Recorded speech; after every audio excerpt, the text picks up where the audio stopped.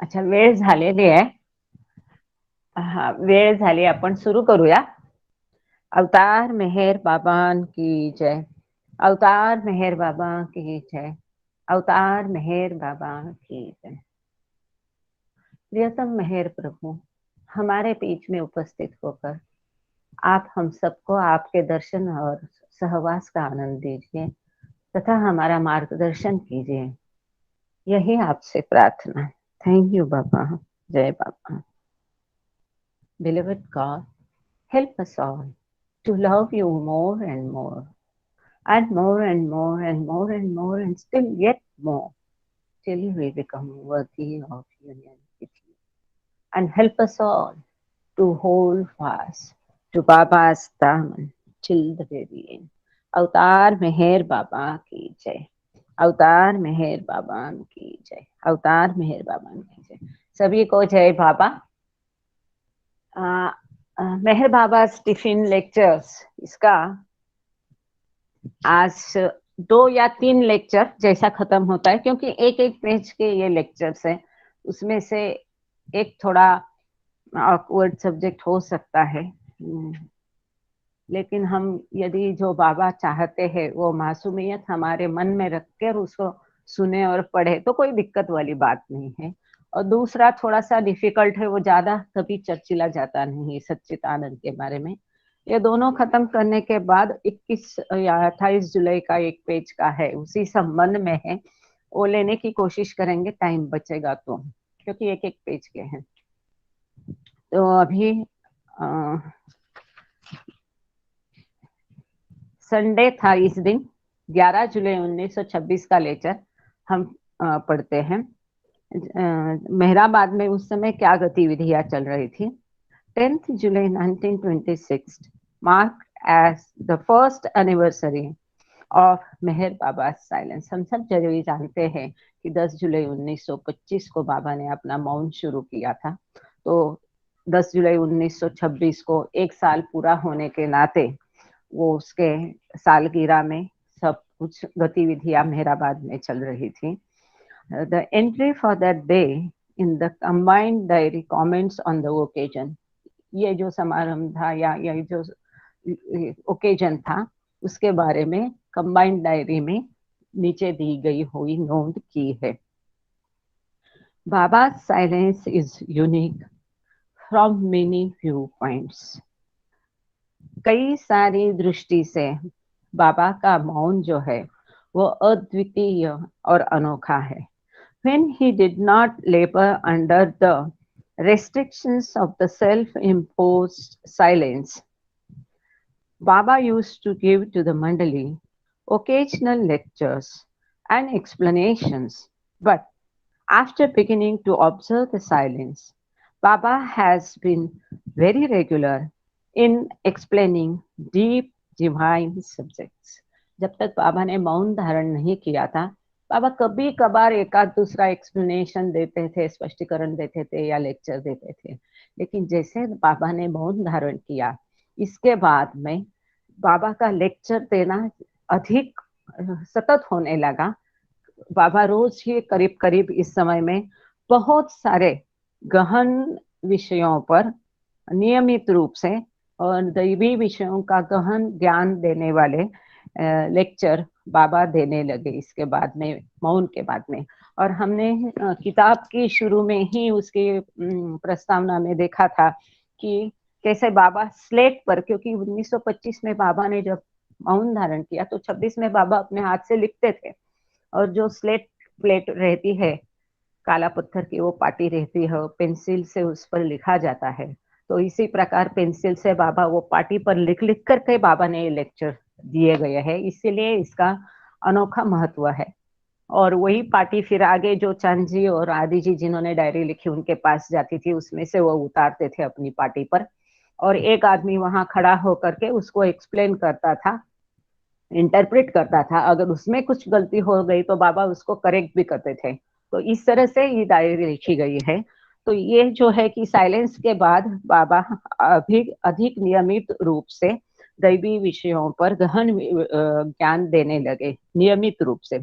So much so that Since the last 4 months, the silent lectures were given so frequently that, if put together, they would make a big volume in itself. इतने सतत अधिक रूप से lecture देने लगे कि पिछले 4 महीनों में जितने बाबा ने लेक्चर सारे दिए गए हैं, वो सारे इकट्ठे करके करेंगे तो एक बड़ी उसका ग्रंथ बन जाएगा अपने आप में। और फिर यहाँ पर ये चित्र दिया गया है कि उस समय में ऊपर से देखने के बाद लोअर मेहराबाद नीचे किस तरह दिखता था। और यहाँ पर एक फुटनोट छोटा है, दिस में be a reference to the original source material recently published as Infinite Intelligence for further discussion see. तो ये बड़ा ग्रंथ मतलब इन्फिनिट इंटेलिजेंस के बारे में हो सकता है, ऐसा एडिटर्स का कहना है, जरूरी नहीं कि वो वैसा ही होए। But on the very next day, according to the combined diary, Baba announced a new program which included no more explanations and lectures. ऐसा यहाँ पर ये लिखते हैं। और इमीडिएटली दूसरे ही दिन, जैसे सालगिरह हो गई 10 जुलाई की, तो 11 जुलाई को भी बाबा ने उद्घोषणा की कि अभी आगे से कोई भी लेक्चर दिए नहीं जाएंगे, कोई भी एक्सप्लेनेशन स्पष्टीकरण मैं नहीं दूंगा, कोई भी लेक्चर मैं आगे से नहीं दूंगा। नया नया कार्यक्रम होगा, आगे से नई गतिविधि यहाँ शुरू होगी, ऐसी बाबा ने घोषणा की। अब वो नई विधि क्या थी? And it is true that from this time the lectures gradually started to tap off. और सही में इसके बाद में ये लेक्चर्स की नियमित जो दिए जाते थे वो कम होने लगे, बहुत कम हो गए। While the tiffin lectures continued past this day. लेकिन जो टिफिन लेक्चर थे, जो काका शहाणे के घर पर जा करके वहां स्नैक टाइम में बाबा देते थे, वो चालू रहे, इसके बाद भी चालू रहे। Baba's program of discoursing to the Mandali had reached its climax in the first half of 1926. अपनी चरम सीमा पर 1926 में बाबा का ये लेक्चर देने का प्रोग्राम पहुंच गया था। And specially June of that year, उस साल के जून में बहुत ज्यादा लेक्चर बाबा ने दिए। Yet, despite the inauguration of the new program on 11th July, Chanji recorded the following lecture from Baba on the need for innocence on the spiritual path. कि बाबा ने उद्घोषणा की कि इसके बाद में कोई लेक्चर नहीं दिए जाएंगे। इसके बावजूद कि देखा जाता है कि ये जो नया प्रोग्राम का इनॉग्रेशन हो गया, उद्घाटन हो गया, उसके अगले ही दिन 11 जुलाई को चांजी के डायरी में ये आगे दिया गया है, लेक्चर पाया गया। और ये लेक्चर क्या है? तो आध्यात्म पथ पर मासूमियत कैसी होनी चाहिए, किस तरह का, कितना मासूम होना चाहिए, उसकी जरूरत क्या है और किस हद तक मासूम होना चाहिए, इसका सुंदर उदाहरण बाबा ने यहाँ पर दिया है। कई लोगों को शायद ये अच्छा नहीं लगेगा, पर बाबा है और उनकी दृष्टि में और स्पिरिचुअलिटी जहाँ कुछ भी नहीं है, नथिंगनेस की अवस्था में कुछ भी नहीं है, किसी चीज का कोई परहेज नहीं है। तो यहाँ पर बाबा ने आगे दिया है, उस लेक्चर का हेडिंग यहाँ दिया है, be as sane as sage but as innocent as a child. कि एक साधु की तरह समझदार बनो और उसी समय एक बच्चे की मासूमियत भी अपने में रखो। कितना मुश्किल है, समझदार भी होना है और बच्चे की तरह मासूम भी होना है। दो कॉन्ट्राडिक्टरी थिंग है, लेकिन यही है स्पिरिचुअलिटी। तो किस तरह मासूम होना है, किस तरह समझदार होना है, वो क्या होता है, कि आगे बाबा ने एक ऐसे उदाहरण द्वारा समझाया गया है कि वो आई ओपनिंग है, और इसको जरूर ध्यान से सुन लीजिएगा। While living and working in the course of one's life in this world, one must fully avail oneself and make best use of all one's intellect, ability, and strength towards the betterment of oneself and others.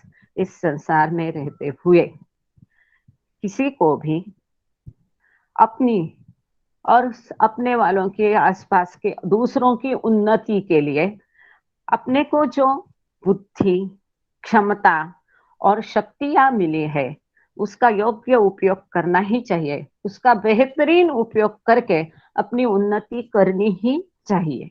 But while using the powers of mind, intellect, and body, one must take care that one does not in any way misuse them. परंतु ये करते समय अपनी बुद्धि, अपना मन, अपना शरीर का उपयोग करते हुए ये चीज जरूर ध्यान में रखनी चाहिए कि किसी को भी उसका दुरुपयोग नहीं करना चाहिए। And the best and easiest way to do this is to remain as innocent as a child. और ये करने का सबसे आसान तरीका, सबसे अच्छा बेहतरीन तरीका है कि एक बच्चे की तरह मासूम रहो, particularly in matters connected with the tender sex, that is women, and the use of the sacred organ. Especially बच्चे की तरह कितना मासूम कैसा होना चाहिए, हर क्षेत्र में होना चाहिए। कभी आप अपनी शक्ति का दुरुपयोग नहीं करेंगे, अपनी बुद्धि का दुरुपयोग नहीं करेंगे। और इसमें भी खास करके जो श्रीदेह से संबंधित मैटर है और अपने पवित्र अवयव या अंग का उपयोग के बारे में बाबा ने यहाँ बताया है। All of you members of the Mandali have the same organ as this child Meheli has. बाबा कहते हैं मेहेली उस समय में मेहेली ये इसका बच्चे का नाम था रुस्तुम और फ्रेंडी। हाँ, फुटनोट में दिया है। Probably this was the pet name for Merwan, the oldest son of Rustum and Frenny, born 2 years earlier, that is 21st April 1924. तो ये मेहेली मेरवान का पेट नेम था, निक नेम था, और मेरवान जो है रुस्तुम एंड फ्रेंनी का छोटा लड़का था। ये लेक्चर 1926 में दिया या 1924 में जन्मा हुआ बच्चा 2 साल का, केवल छोटा बच्चा 1.5-2 साल का था। तो बाबा उसका उदाहरण देकर के कह रहे हैं, सभी हम यहाँ ध्यान पर रखे कि कोई वुमेन मंडली यहाँ नहीं थी और केवल जेंट्स मंडली थी और सभी यंग थे। और बाबा कहते हैं कि आप सब मंडली को वही पवित्र अंग या अवयव है कि जो मेहेली को है। Now suppose a naked fairy were made to sleep on the body of this child. Baba कहते कि कल्पना करो कि एक विवस्त्र परी या सुंदर स्त्री इस छोटे बच्चे के ऊपर सुलाई दी गई। Would it affect him or his organ? तो उसको कोई फर्क पड़ेगा या उसके अवयव को कोई फर्क पड़ेगा? Not a bit, बिल्कुल नहीं। For he is quite innocent and accordingly altogether ignorant of all the pleasurable affairs of Maya, good and bad, connected with this organ. वो मेहेली को कुछ भी फर्क नहीं पड़ेगा, क्योंकि उसको ये माया के ये जो भी आनंददायी है इस अवयव से रिलेटेड, ये जो भी अच्छे बुरे ये माया की जो खासियत है इससे संबंध में, उसके बारे में वो बिल्कुल इग्नोरेंट है, अज्ञान है और इनोसेंट है, मासूम है। उसको इसके बारे में कुछ भी पता नहीं है। Hence, the fairy has no effect. इसीलिए उसके ऊपर कोई फर्क नहीं पड़ेगा। In such a situation, the child's ignorance is indeed bliss for him. तो ऐसी स्थिति में वो बच्चे का जो अज्ञान है उस विषय में, वो उसके लिए एक आनंद है, एक ब्लिस है। But suppose the same naked fairy were to lie on the body of one of you elders, grown up men, during your sleep at night, what would be the result? लेकिन यही अगर विवस्त्र परी या सुंदर स्त्री आप में से किसी के ऊपर अगर रात को नींद में सुलाई दी गई तो क्या परिणाम होगा? बाबा पूछते हैं। शॉकिंग ऑफ कोर्स, बहुत शॉकिंग होगा। But why? क्यों? Because of the cursed knowledge and understanding of the Maya associated with this organ that you possess. क्योंकि ये आपके पास ये जो पवित्र अंग या अवयव शरीर में दिया गया है, इसके बारे में ये माया की जो विनाशक बल है और शक्ति है, उसके बारे में आपको जो ज्ञान है, इसके कारण ये ऐसा शॉकिंग इफेक्ट होगा. Such knowledge and understanding are indeed a curse. तो इस प्रकार का ज्ञान या समझ जो है, ये सचमुच में एक शाप है. दिस माया, ये बच्चे को कोई फर्क नहीं पड़ा, क्योंकि उसको कोई अंडरस्टैंडिंग ही नहीं है, कोई समझ ही नहीं है, कोई ज्ञान ही नहीं है इसके बारे में. वो इतना मासूम है. इतनी मासूमियत हम में होनी चाहिए, तो कोई चीज का कोई फर्क नहीं पड़ता. This Maya, this destructive force is generally successful in inducing onwards and getting into its clutches even men of firm will and strength. तो कोई आदमी अगर बहुत दृढ़ निष्ठा और ताकत वाला होगा, इसके बावजूद ये माया का जो डिस्ट्रक्टिव है, अभिशाप है, ये विनाशकारी शाप जो है, वो उसको आगे की कृति में प्रेरणा देता है. अपने चुगुल में माया उस आदमी को फंसाती है, चाहे वो आदमी कितने भी दृढ़ निश्चय वाला हो और ताकतवर हो. Therefore, आगे बाबा आगाह करते हैं, Therefore, be you all as alert, as able, and as sane as you are now, into bracket, under the guidance and in the sacred company of Guru. इसलिए बाबा कहते हैं कि इसके लिए आपको जहां तक संभव हो इतना आपको सतर्क रहना है और एक साधु के जैसा रहना है. जो गुरु है वो काबिलियत रखने वाले पवित्र गुरु की पवित्र कंपनी में, उसकी सहवास में और उसके मार्गदर्शन के अंदर आपको एकदम सतर्क रहना है. And at the same time as innocent as a child, और उसी समय में एक बच्चे के भांति, माफिक बच्चे के जैसा आपको मासूम भी रहना है. In this matter, only this innocence of yours will save you. ऐसी स्थिति में ये जो बच्चे की मासूमियत आप में है आएगी, वही केवल आपको बचा पाएगी. देखो बाबा ने मैं आगे लेक्चर नहीं दूंगा बोला, और इसके बाद तुरंत अगले दिन ये लेक्चर दिया है. एक ही पेज का लेक्चर है, पर इसमें इतना इम्पोर्टेंट बात इतने सुंदर तरीके से बाबा ने समझाई है कि वो उसको मन में एम्बॉस करके एकदम रखना चाहिए. अब आगे का लेक्चर है 15 जुलाई 1926 का. हम तुरंत वो शुरू करेंगे. आगे का लेक्चर है 15 जुलाई 1926. इस दिन गुरुवार था. हर दिन वार था, ज्यादातर गुरुवार को ही बाबा ने, इसीलिए उसको थर्सडे टिफिन लेक्चर कहा जाता था. इसीलिए हमने भी इसको थर्सडे को पढ़ने का शुरू किया है, और हमारी कोशिश रहती है कि मृदुला का प्रोग्राम के पहले हम अपना लेक्चर खत्म करें. ये लेक्चर गुरुवार को 15 जुलाई 1926 को दिया था. उस समय मेहराबाद में आगे का लेक्चर है क्या गतिविधियां चल रही थी. पहला लेक्चर हमने देखा है कि किस तरह सतर्क रहना है माया की चुगुल से बचने के लिए, और अपना शक्ति और मन और बुद्धि का दुरुपयोग नहीं करना है, और किस तरह साधु की तरह समझदार होकर भी एक बच्चे के जैसा हमको मासूम रहना है. तभी हम अपने आप को माया की ये जबरदस्त जो जकड़ है उससे, हम माया की चुगुल से बच पाएंगे. अब आगे का लेक्चर है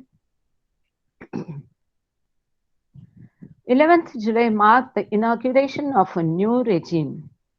ये नई व्यवस्था और प्रशासन की उद्घाटन हुआ, शुरुआत हुई 11 जुलाई को. slated for a 7-month span through the following February, अगले फरवरी से हो सकता है कि ये साधारण 7 महीने तक इसकी अवधि रहेगी, in which Baba was to discontinue his explanations and lectures. तो इस समय में बाबा जो है स्पष्टीकरण और लेक्चर देना बंद करेंगे, largely remove himself from active involvement in the affairs of the ashram and diet on liquid foods only. और उसी समय बाबा अपने आप को आश्रम की जो साधारण रोज की गतिविधियां है वो सब झमेले से अपने आप को दूर रखेंगे, इसमें इन्वॉल्व नहीं होंगे और केवल तरल आहार लेंगे जैसे कि चाय और दाल. The 15th July 1926 entry in the combined diary notes, however, that in spite of the declaration to the contrary, Baba conveyed a short explanation to the Mandali at tea time at Kaka's place. इसके बावजूद यहाँ पाया जाता है चांची की combined diary में 15 जुलाई 1926 की entry है कि बाबा ने काका शहाणे के घर जब ये लोग चाय के लिए शाम को जाते थे हर गुरुवार को, तो उस समय में एक छोटा सा एक्सप्लेनेशन बाबा ने काका शहाणे के घर दिया है. The following tiffin lecture probably represents the text of these marks. तो ये जो आगे दिया गया लेक्चर है वही लेक्चर वो होगा. और यहाँ पर आप व्हाट्सएप ग्रुप में जाकर के देखिए कि एक बहुत बाबा की सुंदर पिक्चर है, फोटो है कि जो बहुत रेयर है, इसको काफी ज्यादा कभी हमने तो देखा नहीं था. यदि आप में से कोई किसी ने देखा हो तो अच्छी बात है. तो यहाँ पर जो मेहराबाद हिल पर बाबा ने एक गुफा बनवाई थी, उसको कंस्ट्रक्ट किया गया था, उसको पंचवटी के बोलते हैं, और वहां पर कंस्ट्रक्शन किया था. उसकी एक फोटो हमने पिछले बार देखी. और ये जो फोटो है एक क्रिप्ट केबिन, मतलब समाधि के अंदर उसको तभी गड्ढा कहा जाता था. तो इसमें बैठकर वो जो वहां पर केबिन थे, तो वहां पर जो पूरब की तरफ जो खिड़की है, पूरब की तरफ मतलब बाबा की रूम की तरफ जो खिड़की खुलती है, मनीमाई की समाधि की तरफ जो समाधि की खिड़की खुलती है, तो उस खिड़की में बैठे हुए ऐसे बाबा यहाँ पर दिखाई दे रहे हैं. आप सब लोग यदि देख रहे हैं तो देख लीजिएगा, ये बाबा का फोटो है उस समय का. तो यहाँ पर अभी लेक्चर है what is the sachchit anand state. सच्चित आनंद, तो ये सच्चित आनंद अवस्था क्या है, इसके बारे में बाबा ने यहाँ दिया हुआ है. बिटवीन इंटेलेक्ट, ये विषय मैंने तो कभी इतना, मतलब उसका गॉड स्पीक्स में दिया गया है. गॉड स्पीक्स में जो चार्ट है वो भी हम आज देखेंगे यहाँ पर. और ये विषय लेकिन उतना बार बार चर्चिला नहीं गया है. हाँ, बाद में कभी सच्चित आनंद के बारे में. तो यहाँ पर ये सच्चित आनंद अवस्था क्या है, इसको बाबा समझा रहे हैं. हम ये टिफिन लेक्चर इसलिए पढ़ रहे हैं, समझ रहे हैं कि बाबा ने ये लिखे हैं इतना कष्ट लेकर के, और ये गॉड स्पीक्स के भी पहले दिए गए हैं. उसी को एकदम सामान्य आदमी समझ जाएगा ऐसा दिया है. यदि हम इसको पढ़कर समझकर फिर गॉड स्पीक्स पढ़ते हैं तो वो समझने में और आसानी होती है. और इसको पढ़ते समय इसको समझने भी गॉड स्पीक्स का हमको रेफरेंस उपयोग में आता है. Between intellect and truth 7 planes extend, but these planes belong to the mental sphere exclusively. They stand distinct from truth itself, as the diagram illustrates. आप यहाँ पर डायग्राम बता सकते हैं केतकी जी. तो बुद्धि और सत्य के बीच 7 भूमिका फैली हुई है, लेकिन यह भूमिका विशेष रूप से मानसिक क्षेत्र से संबंधित है. वे स्वयं अंतिम सत्य से भिन्न है, जैसा कि चित्र में दिखाया गया है. जो सप्त भूमिका है ईश्वर साक्षात्कार की तरफ जाने वाली, वो सप्त भूमिका से ये जो बुद्धि और सत्य के बीच में जो 7 भूमिका है, ये अंतिम सत्य से बिल्कुल अलग है, भिन्न है. वो फाइनल अंतिम सत्य नहीं है. आप चार्ट शुरू किया दिखाना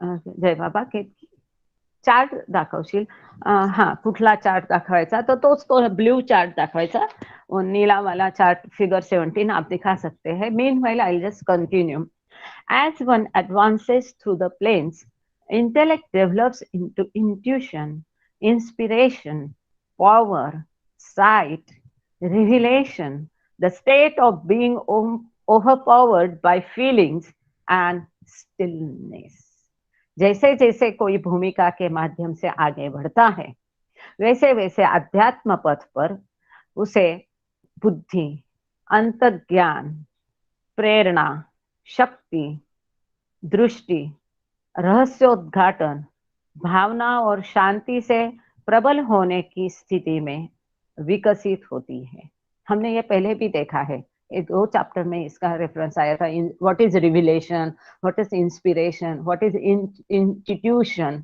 तो जैसे जैसे ये सप्त भूमिकाओं में से एक एक भूमिका में से आत्मा प्रगत होते जाता है साक्षात्कार की तरफ वैसे वैसे उसके अंदर की सुप्त शक्तियां विकसित होने लगती है और उसे ये दृष्टि शक्ति रहस्य कई कई चीजों का रहस्य का उसको मालूम पड़ता है कि ये क्या है ये अंतत ज्ञान उसका विकसित होता है प्रेरणा अंत प्रेरणा विकसित होती है but all of this as said transparence within the mental planes इसके बावजूद लेकिन फिर भी यह सब जैसा कि कहा गया है कि मानसिक भूमिकाओं अथवा मनोभूमिका के भीतर होता है ये है ये सब कुछ है उसमें ये विकसित होता है शक्तियां आ जाती है दृष्टि आती चमत्कार करने के लिए मिलता है अधिकार लेकिन ये सब मनोभूमिका है मनोभूमिका में है उसी क्षेत्र में हो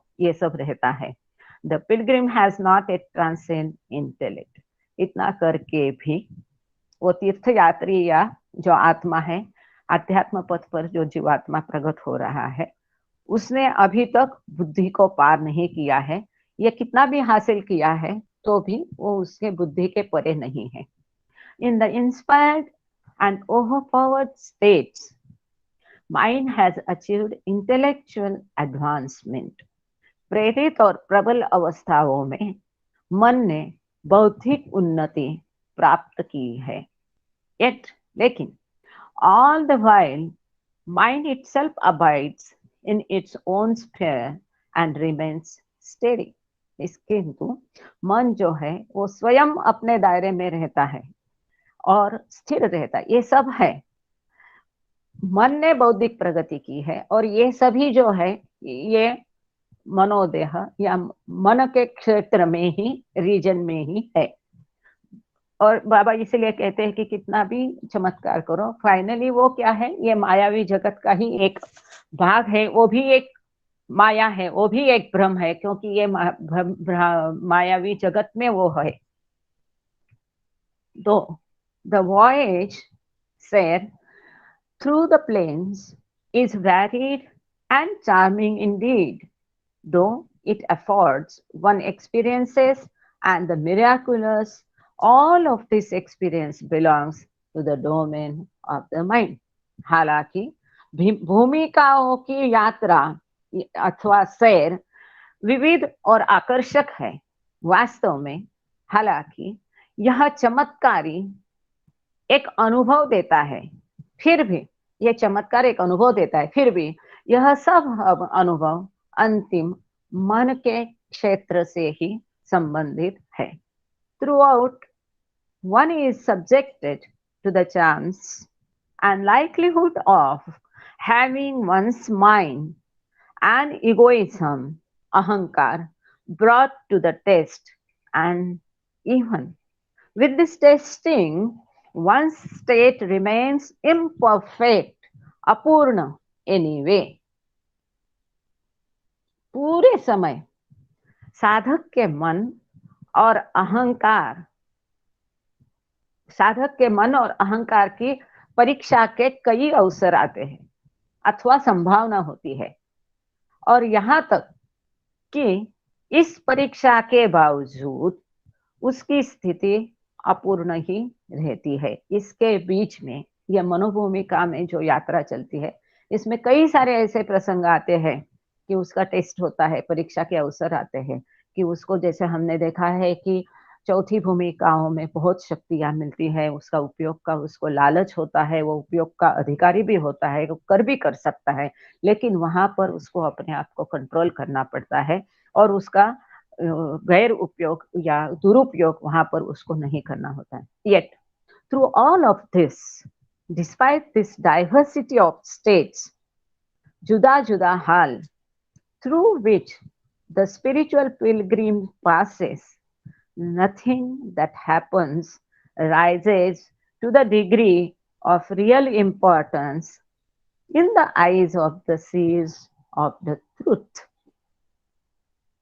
वापस 3-4 लाइन का ये पैराग्राफ है, धीरे धीरे जाते हैं। फिर भी इस सब के माध्यम से अवस्थाओं की इस विविधता के बावजूद जुदा-जुदा हाल स्पष्ट दिया है, वो गुजराती है फिर भी हिंदी जैसा है, जुदा-जुदा हाल।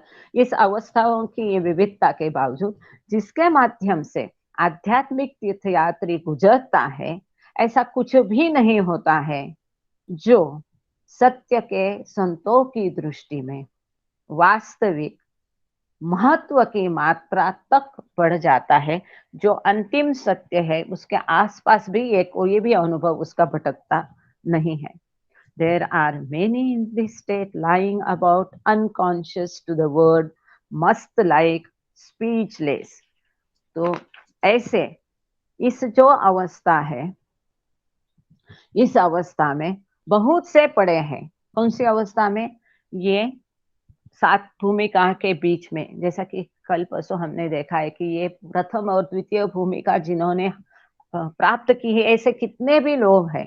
तो बाबा कहते हैं कि ये जो अवस्थाएँ हैं 7 भूमिका के बीच में, इस अवस्था में बहुत लोग पड़े हैं, बहुत आत्माएँ पड़ी हैं, तीर्थयात्री मतलब अध्यात्म पथ पर चलने वाले साधक पड़े हैं, जो संसार के लिए अचेत है, जो मस्त सामान है।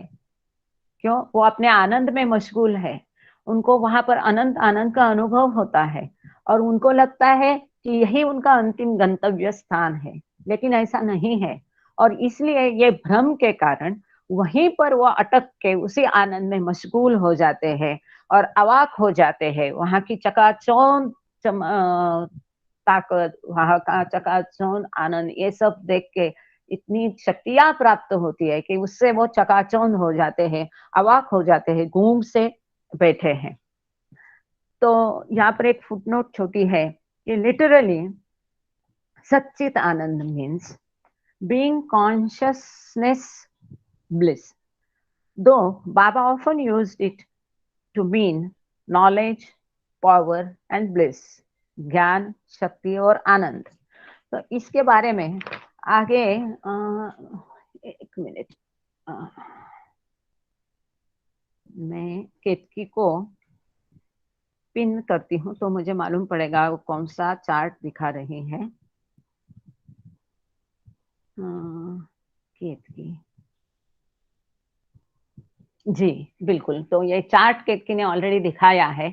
इस चार्ट के माध्यम से हम समझने की कोशिश करेंगे कि ऊपर दिखाया है ये आधा डोम, ये सतचित आनंद का दिखाया है और बीच में ऐसे ट्रायंगल 4 दिखाए हैं।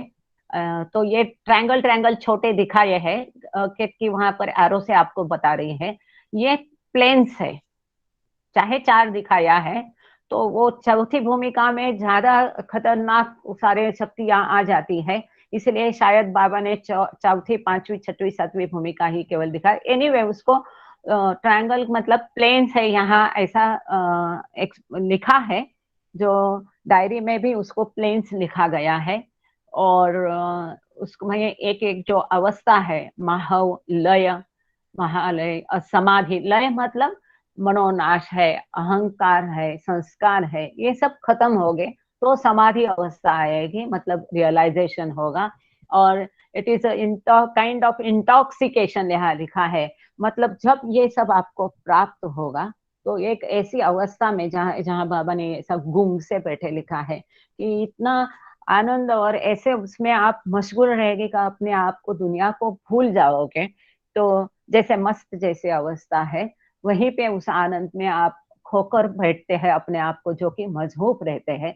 और वो जो आत्मा इस आनंद से अपने आप को अलग करके वापस इस संसार में अपना दायित्व निभाने के लिए वापस अपना भान लाती है, तो जो है सदगुरु, तो इनके लिए ये ट्रुथ, यूनियन, वसल और ब्यूटीफुल एंड परफेक्ट एंड, कि जो सदगुरु की अवस्था है, ये सबसे परिपूर्ण और सुंदर अवस्था है, कि जहाँ पर उसे हुस्ने अकीबत कहा जाता है, कि वहां पर ये संपूर्ण साक्षात्कार प्राप्त करके या आनंद अपना रख कर अपना संपूर्ण शक्ति, ज्ञान, ये जो प्राप्त किया है उसको रखकर वापस जो भान आता है, तो ये जो सच्चित आनंद अवस्था से वापस इस अवस्था में आता है, जहां पर उसका अंतिम सत्य से मिलन होने के बावजूद वापस वो भान में आता है। तो ये सबसे परिपूर्ण अवस्था जो सदगुरु की अवस्था है। अब इन शॉर्ट हमने संक्षेप में इस आकृति को समझ लिया है। और इन संक्षेप में ये मैं कहूंगी कि जैसा बाबा ने पहले भी एक बार इस लेक्चर में ही कहा था, तो ये जो ऊपर सच्चित आनंद अवस्था है, मतलब एक जो जहां पर नॉलेज, ज्ञान, शक्ति और आनंद यहाँ पर भी है, लेकिन यहाँ पर अम, संसार का भान नहीं, अपना भान नहीं, और मेरे पास ये पावर है और मैं ईश्वर हूँ, ये भान नहीं है। तो बाबा ने इस किताब में उसको एक बेभान ईश्वर ऐसा एक शब्द कहा था। ऐसी अवस्था है जो ऊपर का सच्चिदानंद डोम है, और इसमें से वो मैं कौन हूँ वो जानने के लिए वो आत्मा सारी जो ये स्टेजेस है उत्क्रांति आत्मा की विविध योनियों से लेकर फिर सप्त भूमिका से लेकर जब उसको साक्षात्कार प्राप्त होता है, तो वापस ये डार्क ब्लू डोम यहाँ पर बताया गया है। ये एकदम शुरू की अवस्था में ये चार्ट बाबा ने बताया था। अभी हम पहले इस पेज में इस चार्ट के नीचे जो लिखा है वो मैं पढ़ती हूँ, और उसके बाद में फिर मैं कितकी को विनती करूंगी कि और दो चार्ट वो दिखा दे हमको।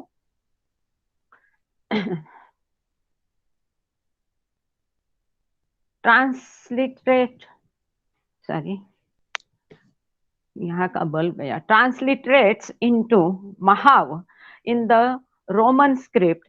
It is an Arabic Persian Urdu word meaning obliterated, affected of self, mother और love, उसमें मस्त होना। ले लय, an Indic word derived from the Sanskrit, designates immersion, absorption, destruction. Baba seems to be correlating these Islamic and Hindu terms and linking them both with samadhi. तो लय मतलब यहाँ मैं ऐसा सोचती हूँ कि जब भी हमारा सब संस्कार खत्म हो गए, मतलब उसका लय होगा, नाश होगा। लय मतलब नाश।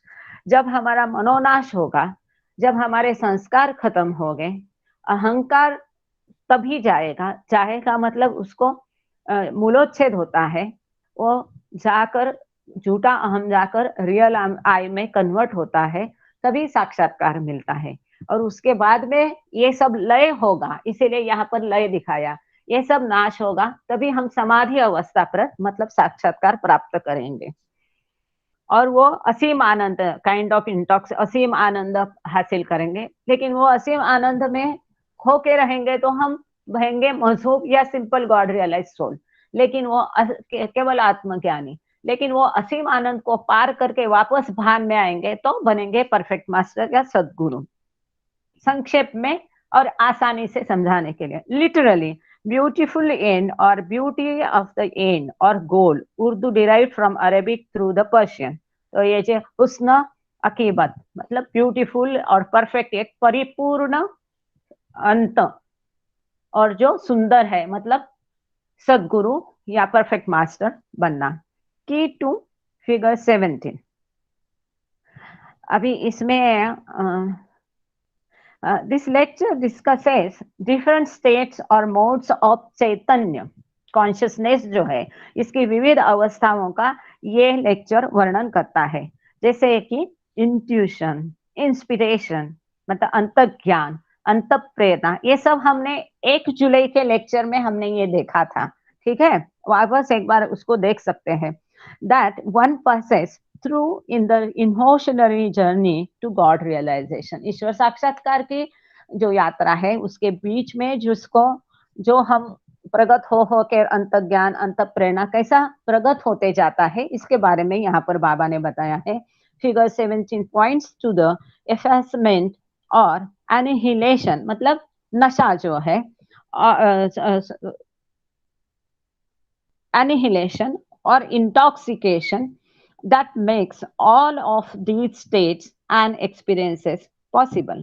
Several of the manuscript sources give the Arabic, Persian, Urdu word, जो यहाँ पर ऐसा दिया है ना, एक म्यूजिक के नोट जैसा दिख रहा है, ऐसा ऐसा ऐसा यहाँ पर दिखाया है। ये जो अरेबिक उर्दू वर्ड है महाव, को related with the Indic word लय, नाश पावना। This seems to anticipate some of the charts in God Speaks। आप वो चार्ट दिखा सकते हैं कीर्ति जी? God Speaks। हाँ, जय बाबा देशपांडे भाऊ बोला। लय, लय म्हणजे नाश नव्हे, लय म्हणजे विलय होणे, विलय होणं। हा, लय म्हणजे नाश होत नाही ना, कारण विलय लय मध्ये एकमेकात मिसळून जाणे, एकमेकात मिसळून जाणं, पण ते कशात मिसळणार? ते अनंतत्वात मिसळणार। मिसळणार, त्याचं अस्तित्व राहतच। नाश म्हटलं की त्याचा नाशच झाला ना, म्हणजे ते संपलं। पण ते लयामध्ये हो, तुमचं अगदी म्हणणं बरोबर आहे, मी पण हा विचार करत होते, पण ते संपल्याशिवाय आपल्याला समाधी अवस्था प्राप्त होणार नाही। समाधी अवस्था म्हणजे साक्षात्कार। म्हणून मी पण आधी हा विचार केला की हा विलय कशात होणार, तर म्हणजे हे लय म्हणजे हा शब्द एक नाश म्हणून पण दाखवतोय। नाही, नाश म्हटलं म्हणजे पूर्ण म्हणजे समूळच नाश होतो ना। लय म्हटलं म्हणजे विलय म्हणजे जसं पाण्यात साखर मिसळली, म्हणजे साखरेचं अस्तित्व आहे आणि पाण्यातही अस्तित्व आहे। करेक्ट है। थैंक यू देशपांडे भाऊ, अभी आपके बोलने के बाद बत्ती जल गई है। आप सही कह रहे हैं, आई एम सॉरी, कि ये अनंतत्व में लय होता है। नाश मतलब कहाँ जाएगा? वो कहते हैं कि ये लय होता है, मतलब उसमें मिक्स हो जाता है, मिल जाता है, एक रूप हो जाता है। और ये एक रूप ईश्वर से एक रूप होगा तभी ये अवस्था समाधि अवस्था प्राप्त होती है, ऐसा भी कह सकते हैं, या यहाँ पर ऐसा ही दिखाया गया है। करेक्ट देशपांडे भाऊ? ठीक है, ठीक है, ठीक है। Of the charts in God speaks.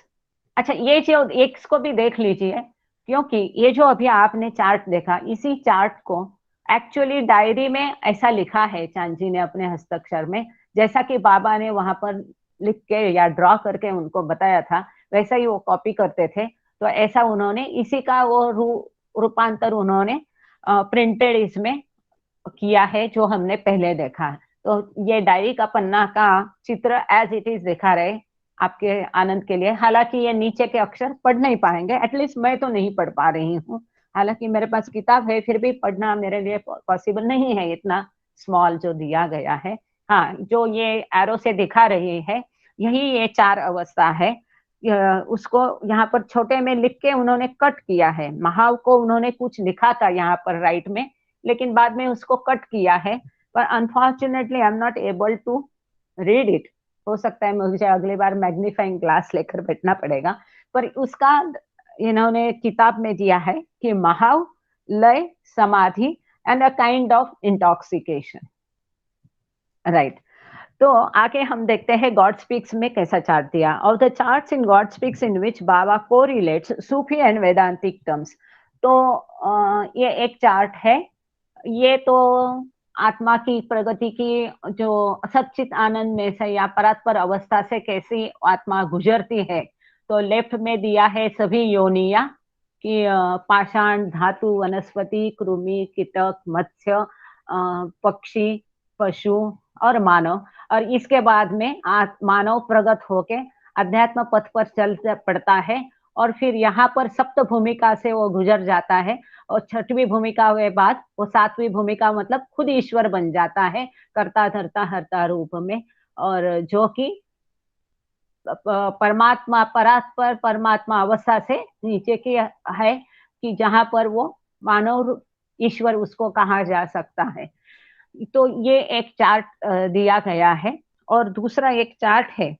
हाँ, ये इसको रहने दीजिए अभी इसको।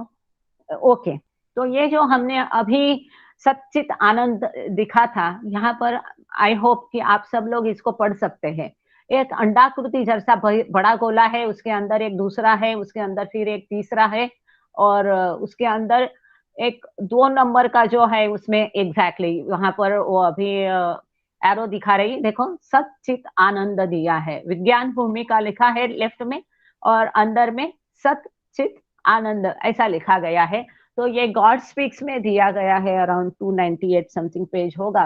अभी जैसा पब्लिकेशन अलग होगा तो पेज नंबर चेंज हो सकता है। ये तो मैंने मराठी का जो पुराना किताब है पंडित जी ने ट्रांसलेट किया हुआ उसको दिखा रहे, ये इंग्लिश वाला है।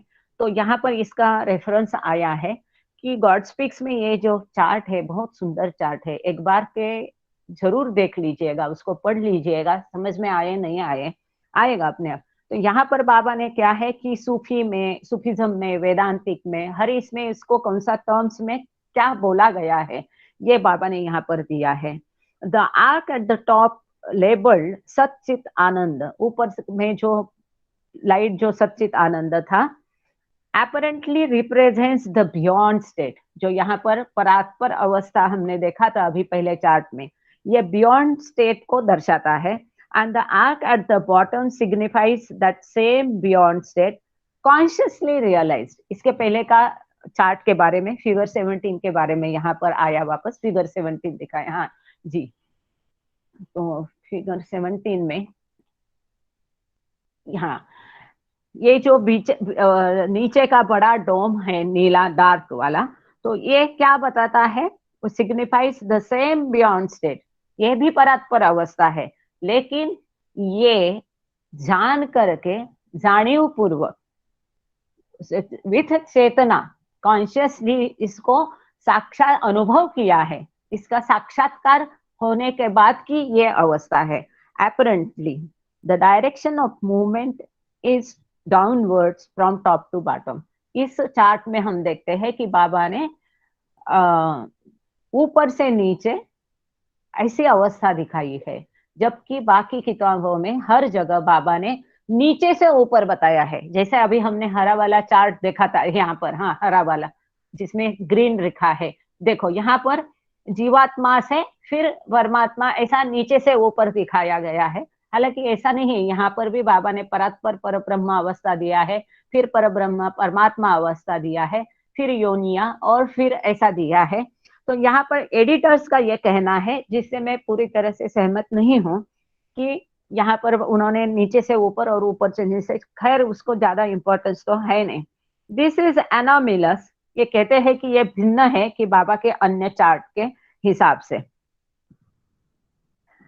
though the triangular notches on the left side of the, अब यहाँ पर ये भी कहते हैं कि ये जो ट्रायंगल, ये छोटे छोटे त्रिकोण दिखे हैं, ये क्या है बताया नहीं है, ऐसा यहाँ एडिटर कहते हैं कि ऐसा बिल्कुल नहीं है, यहाँ पर बिल्कुल प्लेन्स करके बताया गया है। जैसा कि डायरी के पन्ने में भी हमने देखा, जो डायरी का पन्ना है पीला वाला, यहाँ क्लियर कट प्लेन्स लिखा है। तो यहाँ पर भी मैं एडिटर से सहमत नहीं हूँ, तो इसको हम ज्यादा एलेबोरेट बिना किए आगे चलते हैं। No definite significance can be assigned to the number of notches since it varies from one source to another. तो यहाँ पर इन्होंने बोला है कि ये 4 ही ऐसे बाबा ने बताए हैं, तो इसका कोई नंबर का कहीं इम्पोर्टेंस नहीं है। तो इसलिए मुझे लगता है कि चौथी भूमिका के बाद के 4, 5, 6, 7 भूमिकाओं को यहाँ पर बताया गया है, ऐसा मुझे लगता है।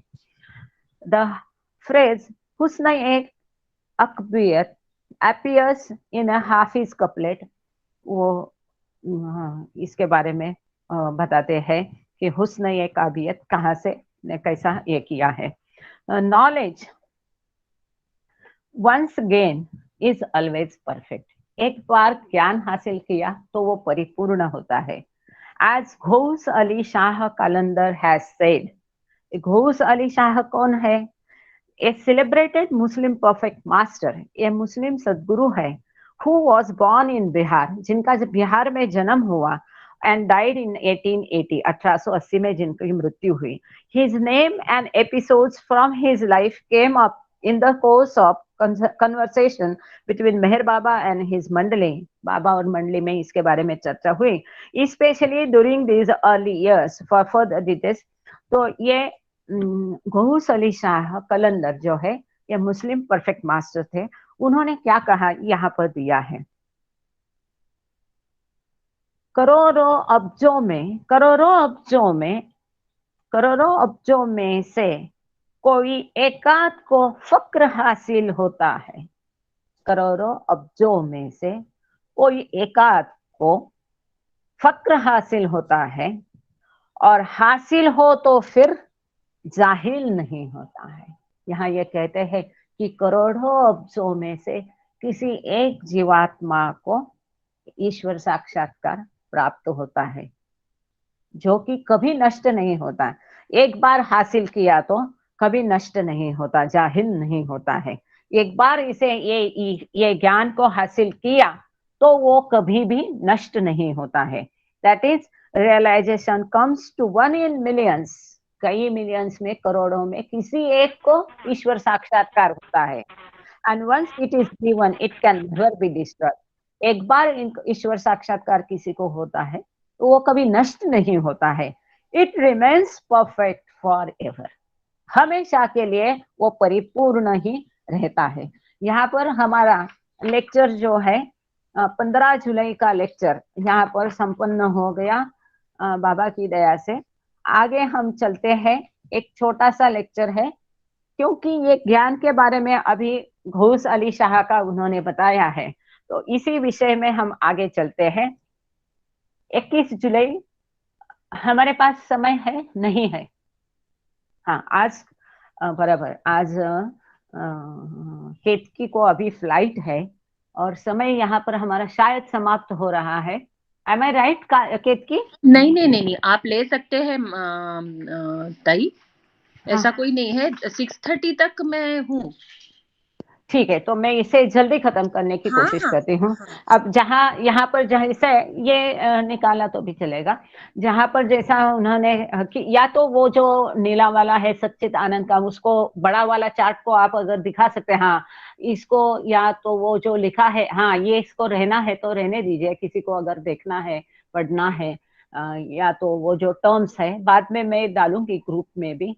ये मनोभुवन, प्राण भुवन, अन्न भुवन, मतलब अन्न भुवन में ग्रॉस बॉडी, प्राण भुवन सटल वर्ड, एंड मनोभुवन इज कारण जगत या मनोजगत. तो इसमें ब्रह्मीभूत अवस्था, परमहंस अवस्था, बहुत बड़ा चैप्टर है इसका गॉड स्पीक्स में. फिलहाल गौस अली शाह ने जो ज्ञान के बारे में कहा है कि एक बार ज्ञान या साक्षात्कार प्राप्त किया तो वो नष्ट कभी नहीं होता है, इसी के विषय में आगे ये लेक्चर है. 21 जुलाई 1926 का है. इस दिन, ये बुधवार था. Today being Ekadashi day, some of the Hindu members and school boys who wanted to observe fast were allowed to do so. उस समय में देखो परमात्मा को भी कैसा अपना, ये हम मतलब एक गीली मिट्टी है. जय बाबा अमरुदुल्ला जी. हम मतलब एक गीली मिट्टी है, हमको आकार में ढालने के लिए उसको भी कैसा धीरे धीरे करना पड़ता है. तो शुरू के दिनों में बाबा सबकी भावनाएं रखते थे, जैसा हिंदू को चाहिए अलग, मुस्लिम को चाहिए अलग. तो शुरू के दिनों में बाबा अलाउ को परमिट करते थे, अनुमति थी एकादशी का उपवास रखने के लिए. और ये जो भी हिंदू मेंबर्स थे बाबा की मंडली में, वो और जो स्कूल के बच्चे थे, उनको बाबा ने ये एकादशी का उपवास रखने की अनुमति दी थी. A good deal of hustle bustle is going on in the celebration. तो ये एकादशी के समय में काफी सारी गतिविधियां, चहल पहल वहां चल रही थी. और एकादशी के बारे में यहाँ पर दिया है. हम सब एकादशी क्या है जानते हैं, तो वो समझने की जरूरत नहीं है. ये द्वादशी दूसरे दिन रहता है. तो ये Dwadashi tomorrow, especially in the Arangaon village, where the villagers have invited Baba on the occasion of the Dwadashi celebration. ये द्वादशी का उत्सव मनाने के लिए अरणगांव गांव के लोगों ने, देहातियों ने बाबा को वहां पर आमंत्रित किया गया था. उस समय में बाबा ने ये लेक्चर दिया है. ये लेक्चर क्या है, नेचुरली ये गांव वालों ने बुलाया है तो बाबा ने उनका एक छोटा लेक्चर दिया। वो लोग रिक्वेस्ट करते थे कि बाबा कुछ बताओ, हमको ज्ञान दीजिए, तो ज्ञान के बारे में बाबा ने कैसा बताया, उसकी पार्श्वभूमि क्या है। एक ग्रुप ऑफ लेक्चर का विषय का नाम है ऑन नॉलेज और ज्ञान, ज्ञान के बारे में। A group of people with faith in Shri came, Shri मतलब तभी बाबा को श्री कहलाया जाता था। A group of people with faith in Shri came for his darshan, बाबा के दर्शन के लिए कुछ बिलीवर्स, बाबा में विश्वास रखने वाले बाबा प्रेमी वहां पर आ गए थे। One of the दर्शन करी मंडली ladies having referred to him as अंतर्ज्ञानी, अब जो दर्शन के लिए लोग आए थे इसमें एक महिला थी और उसने बाबा को अंतर्ज्ञानी करके बुलाया, मतलब कहा, एड्रेस किया, जो वन possesses अंतर्ज्ञान, inner knowledge. Shri proceeds to explain, अब यहाँ अवतार को वो अंतर्ज्ञानी कह रही है तो उनकी कोई दोष नहीं है, क्योंकि काफी लोगों को पता नहीं होता है दोनों में क्या फर्क है, तो इसके बारे में बाबा ने यहाँ स्पष्टीकरण दिया गया है। नॉलेज हैज 4 काइंड्स, नॉलेज 4 तरह का होता है, विश्व ज्ञान, अंतर्ज्ञान, आत्मज्ञान। विश्व ज्ञान हम लोगों को इसमें ज्यादा समझाने की जरूरत नहीं क्योंकि हिंदी शब्द है। विश्व ज्ञान, अंतर्ज्ञान, आत्मज्ञान और सर्व ज्ञान। ईच ऑफ दिस ज्ञान इज अ स्टेट ऑफ अवस्था, यह प्रत्येक ज्ञान ये एक अवस्था है। सर्व ज्ञान can be characterised as the perfect state of non dualism. जो सर्व ज्ञान है, ये सर्व ज्ञान ये अद्वैत अवस्था की परिपूर्ण अवस्था है। अब विश्व ज्ञान के बारे में बाबा बताते हैं। विश्व ज्ञान क्या है? विश्व ज्ञान means the knowledge of the whole world and its affairs, ये पूरे संसार और उसकी गतिविधियों के बारे में जो ज्ञान है वो विश्व ज्ञान है। It encompasses for example how to prepare laddoos, when, why and for whom, matters of food and clothing, travel, journey, voyaging, whether by railway, steamer or motor car, or more broadly, general knowledge of the workings of the world, which is to say, such work as we can carry out with our ordinary intellect and limited mind, which is itself a shadow of the original knowledge or truth. तो बाबा कहते हैं विश्व ज्ञान क्या है? ये संसार की गतिविधियां है, ये विश्व में हमको रहने के लिए, चलाने के लिए, इसमें जो कुछ अंतर्भूत है, जैसे कि लड्डू कैसे बनाना है, कब, क्यों बनाना है, किसके लिए बनाना है, जो अन्न के बारे में, कपड़ों के बारे में, यात्रा के बारे में, सफर के बारे में, जल यात्रा के बारे में, सामान्य ज्ञान, कैसे जाना है, रेल से जाना है कि स्टीमर से जाना है, जहाज से जाना है कि मोटर कार से जाना है। इन शॉर्ट, थोक थोक देखा जाए तो सामान्य ज्ञान of the workings of the world, ये संसार का जो चलाना है, ये संसार का जो गतिविधियां है, इसके बारे में, चलाने के बारे में जो ज्ञान होता है। Such work as we can carry out ordinary, और ऐसा ज्ञान कि जो हमारी सीमित बुद्धि और मनुष्य की सीमित मन से वो ज्ञान ये सब प्राप्त किया जा सकता है, जो कि यह असली ज्ञान के छाया की भी छाया है। ये ऐसा जो विश्व ज्ञान है वो असली ज्ञान की परछाया मात्र है। This knowledge is like a ray of the sun, shadow of the original. ये बाबा ने पहले भी एक जगह पे ये उदाहरण दिया था कि मेहराबाद में वो वहां पर अभी वो बिल्डिंग नहीं है, वहां पर एक ऐसा ऊपर का ये निकल गया था उसका छत का, तो वहां से थोड़ी सी किरणें अंदर आ रही थी, तो बाबा ने देखा कि इतनी किरणें हैं, इतना ही प्रकाशमय हो गया है जगह का भाग, और बाकी जो पोर्शन है वो अंधकारमय है। तो वही उदाहरण बाके बाबा ने कई लेक्चर में कंटिन्यू किया है कि ये जो विश्व ज्ञान है वो असली ज्ञान अगर सूरज है तो ये विश्व ज्ञान उस सूरज की एक किरण मात्र है, उसकी छाया की भी छाया है, कुछ भी नहीं है। अंतर ज्ञान क्या है? अब बाबा बताते हैं कि अंतर ज्ञान क्या है। अंतर ज्ञान, inner knowledge refers to the knowledge of the planes acquired Through yogic practice, yoga abhyas, meditation, japa, tap, and so forth, over and above the knowledge of the worldly affairs. जो संसार का जो गतिविधियां का विषय ही जो ज्ञान है, इस ज्ञान से ये अंतर ज्ञान उच्च होता है, जो कि ईश्वर साक्षात्कार तक जाने की जो भूमिका है, इन भूमिकाओं में इसे प्राप्त किया जाता है योगाभ्यास से, ध्यान से, जप तप और ऐसी सारी गतिविधियों से इस प्रकार का अंतर ज्ञान हासिल किया जाता है. This inner knowledge is owned by yogis and other meditators who, by developing their intellect, have advanced into planes. जो योगी है, मुनि है, ध्यानी है, ये ऐसे लोग अपना बुद्धि को विकसित करके और जो भूमिकाओं में जैसा वो आगे बढ़ते हैं, उस समय ऐसे ज्ञान को हासिल किया जाता है, प्राप्त किया जाता है. अंतर्ज्ञान encompasses that knowledge by which the thoughts or minds of others can be read, or the past or future known, or mysteries solved, or other such psychic miracles performed and powers acquired, which only the yogi, munis, occultists, and other meditation practitioners of japa, tapasviyo ever do. तो यह अंतर्ज्ञान कैसा है कि ये तपस्वियों द्वारा, मुनियों द्वारा, योगियों द्वारा जप, तप, ध्यान, इन सब साधनों से, ऑकल्टिस्ट, इनके माध्यम से हासिल किया जाता है. और इसमें किसका अंतर्भाव होता है?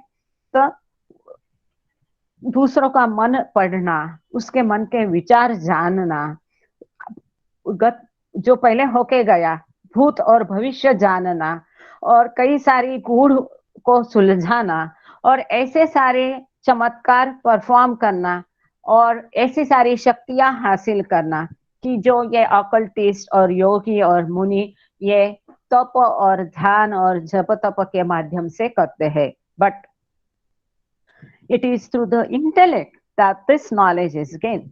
ये कहाँ से प्राप्त होता है? बुद्धि के द्वारा प्राप्त होता है. Through the practice of meditation, ध्यान की जो है, ध्यान का अभ्यास करने के बाद, ध्यान का अभ्यास करके इसको प्राप्त किया जाता है. कॉन्सेंट्रेशन, एकाग्रता एंड सो फोर्थ, ऐसे माध्यम से. इसके संदर्भ में 2 मिनट में मैं ये कहती हूँ कि अभी मैंने परसों एक छोटी सी वीडियो देखा था, और उसमें एक कहीं पर कोर्स है, मैं उसका एग्जैक्टली नाम वगैरह भूल गई, तो वहां पर जो आपकी सुप्त शक्तियां है उनको डेवलप करने का अभ्यास कराया जाता है.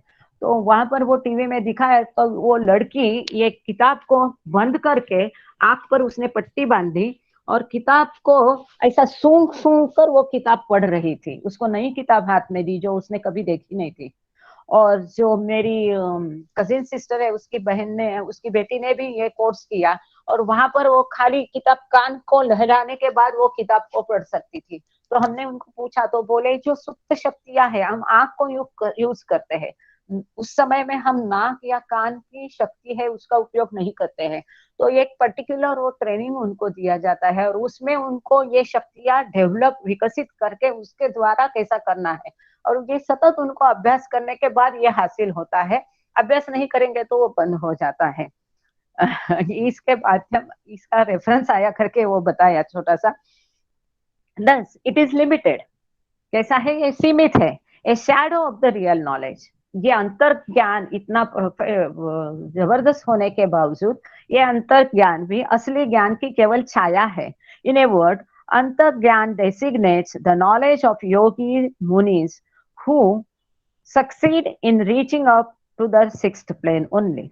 तो जो 6वीं भूमिका तक जो योगी या मुनि केवल 6वीं भूमि तक ही पहुंच सकते हैं इस ज्ञान के माध्यम से. तो इसके द्वारा इन्होंने ये ज्ञान प्राप्त किया होता है.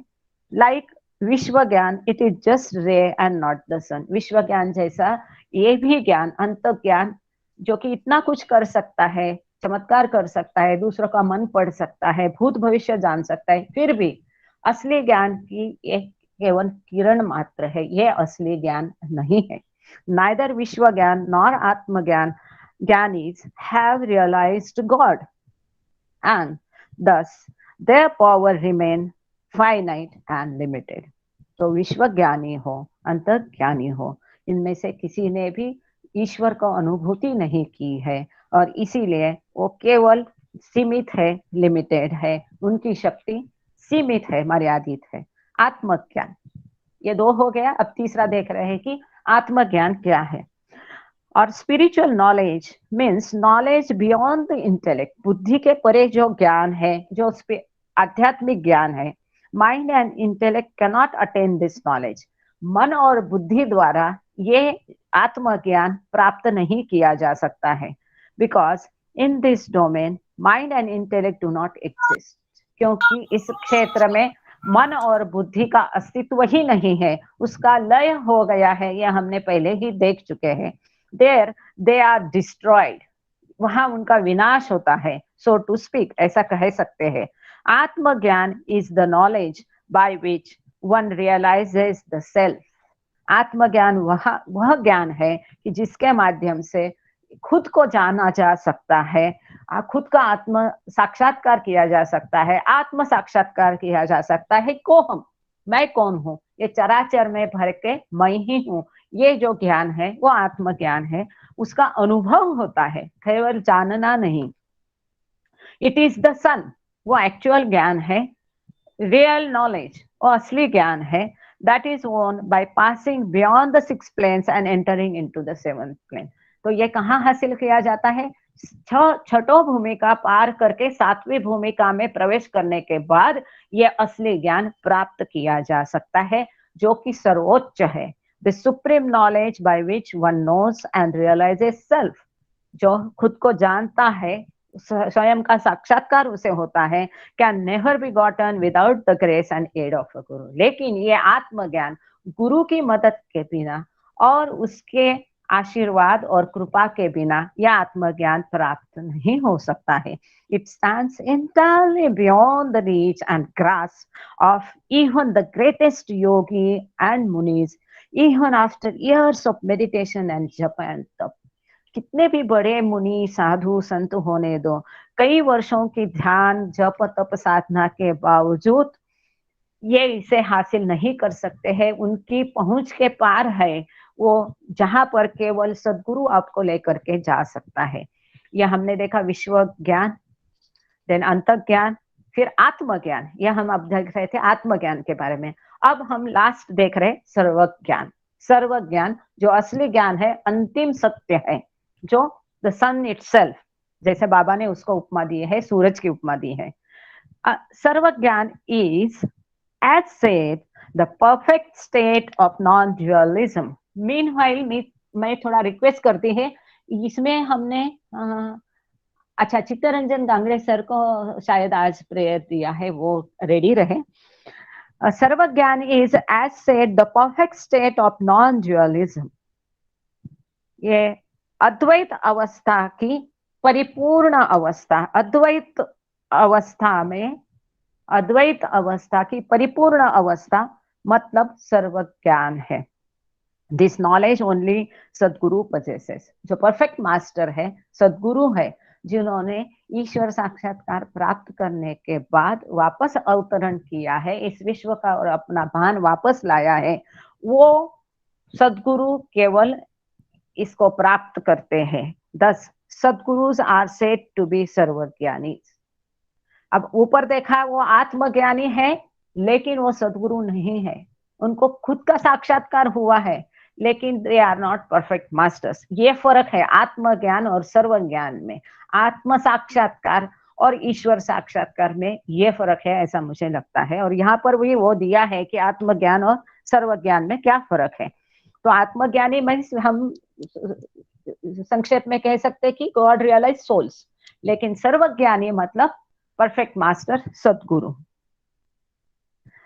Sadhguru's are sarvagyanis. The sadguru is all knowing, वो सर्वज्ञ है और सर्वज्ञानी because it is his part to come back down to creation consciousness for the discharge of the duty, and in the course of this to make use of his all knowledge after realization, which is to say after gaining आत्मज्ञान और spiritual knowledge.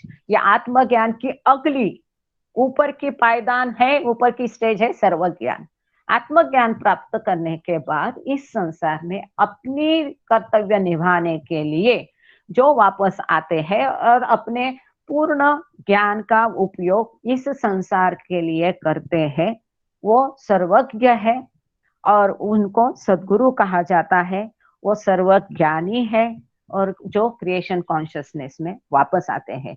Both Atmagyanis and Sarvagyanis, that is the possessors of the third and fourth types of knowledge, are God realized. आत्मज्ञानी और सर्वज्ञानी दोनों ईश्वरी साक्षात्कार प्राप्त है. And their knowledge and power are infinite and unlimited. उनकी शक्तियां और ज्ञान असीमित है और अनलिमिटेड है, अमर्याद है. Thank you Baba, thank you all, thank you kids की.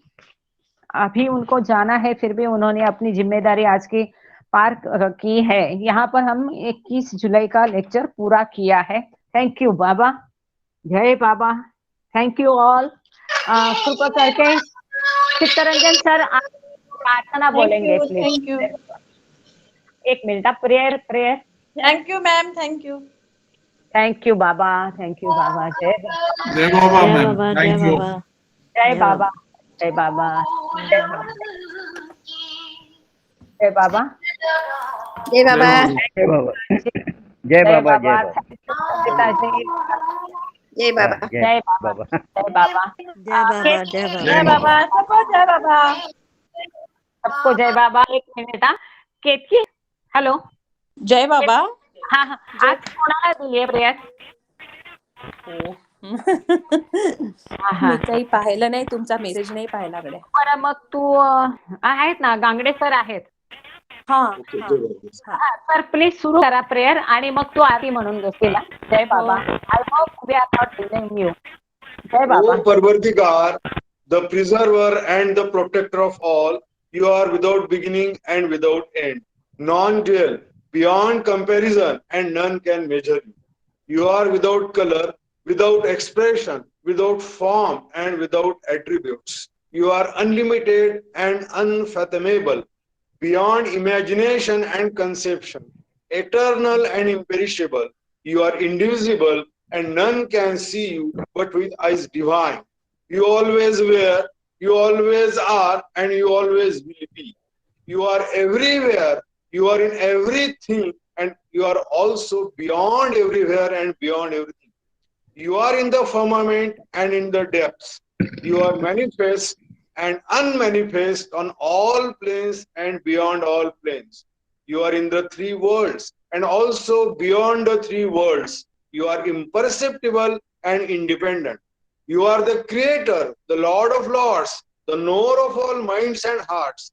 You are omnipotent and omnipresent. You are knowledge infinite, power infinite, and bliss infinite. You are the ocean of knowledge, all-knowing, infinitely knowing, the knower of the past, the present, and future. And you are knowledge itself. You are all merciful and eternally benevolent. You are the soul of souls, the one with infinite attributes. You are the trinity of truth, knowledge, and bliss. You are the source of truth, the ocean of love. You are the ancient one, the highest of the high. You are Prabhu and Parameshwar. You are the beyond God and the beyond God also.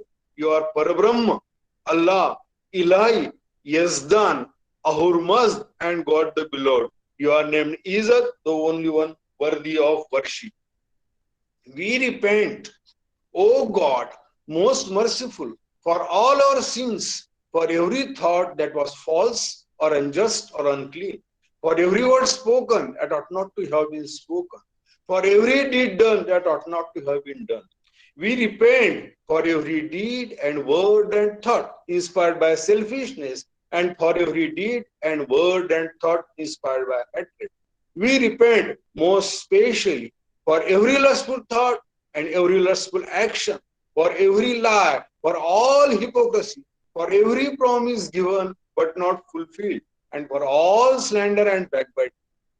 Most especially also, we repent for every action that has brought ruin to others, for every word and deed that has given others pain, and for every wish that pain should befall others. In your unbounded mercy, we ask you to forgive us, O God, for all these sins committed by us, and forgive us for our constant failures to think and speak and act according to your will. Beloved God, help us all to love you more and more, and more and more, and still yet more, till we become worthy of union with you. And help us all to hold fast to Baba's daman till the very end. अवतार मेहर बाबा की जय, अवतार मेहर बाबा की जय, अवतार मेहर बाबा की अवतार नीचे। जय बाबा, जय बाबा, जय बाबा बहन जी, जय बाबा दीदी।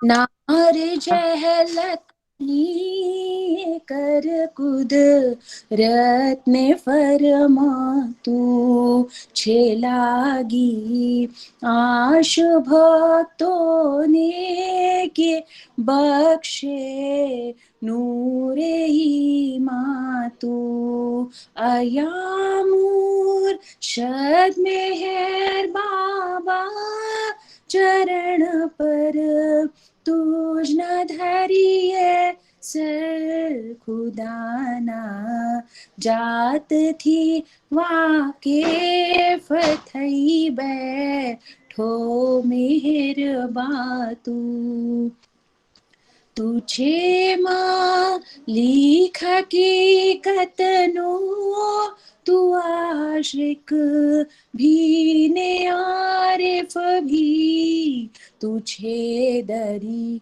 याए वहदत मारे फतनो होई तूफान तू हमू रहे रवनी ऐसा लेक बख्श जे ज्ञान जदनु के तू पर महात्मा ज्ञानी छेने मुख तारे ही रफा तू खुदाना प्रेम नो प्यालो पिलावी मस्त हमने कर छे तुझ पर जान सदके सा किया पी दे पयम तू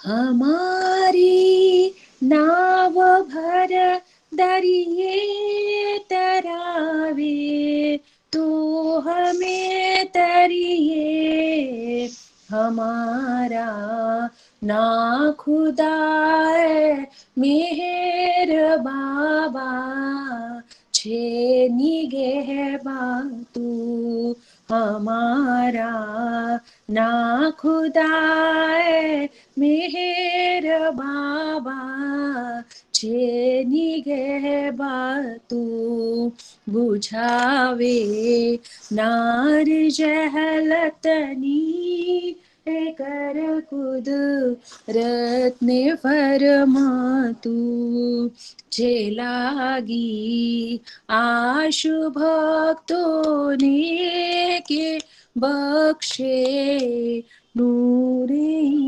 मातू। अवतार मेहर बाबा की जय, अवतार मेहर बाबा की जय बाबा की जय, जय बाबा, जय बाबा दीदी, जय बाबा, जय बाबा, जय बाबा, जय बाबा, जय बाबा, जय बाबा, सुंदर, सबको जय बाबा। बहुत सुंदर, जय बाबा, जय बाबा दीदी, सभी प्रेम जय बाबा, मेहर कृपा जी, जय बाबा, जय बाबा दीदी, जय बाबा, जय बाबा, जय बाबा, सबको जय बाबा, बाबा को भी जय बाबा, जय बाबा, जय जय बोलते, जय बाबा, जय अवतार मेहर बाबा बाबा की जय, अवतार बाबा जय, जय बाबा, अवतार मेहर बाबा मेहर बाबा की जय, जय बाबा, जय बाबा, जय जय बाबा। जय बाबा।